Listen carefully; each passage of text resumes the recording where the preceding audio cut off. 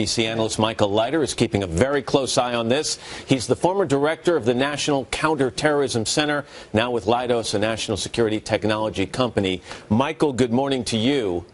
Good morning, Matt. So we know the scope of it, about 4.2 million current and former federal employees, but do we really know anything about the motive? Is it possible this is commercial hacking, or is this espionage? It's certainly possible this is commercial hacking. Identities and Social Security numbers can be sold widely and broadly on the black market, and it can be very, very profitable. But early indications are that this came from China, and that sort of cyber espionage for China is not very common.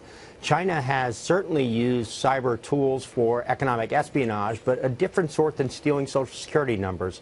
So I think early indications would at least suggest that this is a deeper strategic move by China for espionage rather than just economic gain and exploiting those Social Security numbers for money. And so you answer my next question. When we say its origin is China, that could mean an entity within China, almost a geographic identification, but you're saying it's state-sponsored.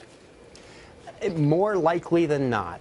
We don't see enormous numbers of attacks like this against U.S. government institutions coming from China that are not government sponsored. Now, what part of the government of China? Still too early to say, but the U.S. is actually remarkably good now at doing forensics, identifying not just what part of China it came from, but often the individuals involved, because they leave fingerprints just like you would in any other criminal act. But perhaps more troubling is this is not the first time. This very computer system, the Office of Personnel Management, hacked last year. There have been breaches at the White House and the State Department. Is the lesson here that when you find a hole or someone else finds it and you plug it, they find another hole?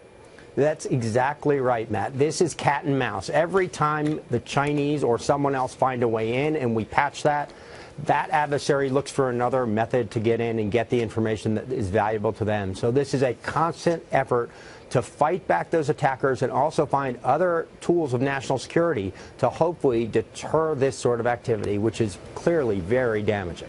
Michael Leiter, always good to talk to you, Michael. Thanks very much.